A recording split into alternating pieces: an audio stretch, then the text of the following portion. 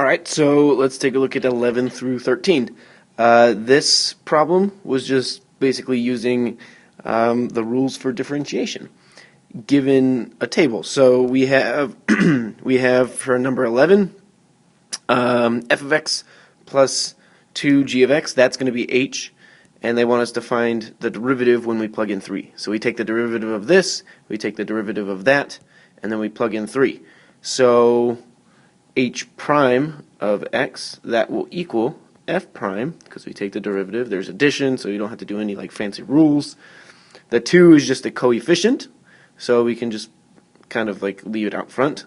2g prime of x. No fancy rules there. And then we plug in 3. So f prime, we go to f prime of 3, and that's 4.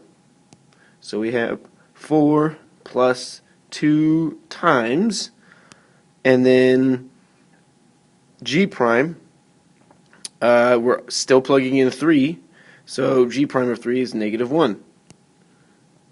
So that's 4 plus negative 2, that's positive 2. Now here, we use the product rule, because we have two functions being multiplied together. So that's first d second plus second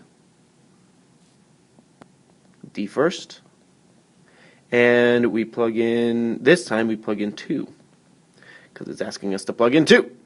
So regular f of 2, f is here, 2, so that would be 5.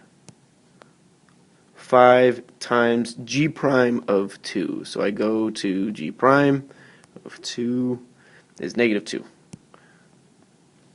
Plus g of 2, right? Yeah, g of 2. G of 2, that's just 1, times f prime of 2.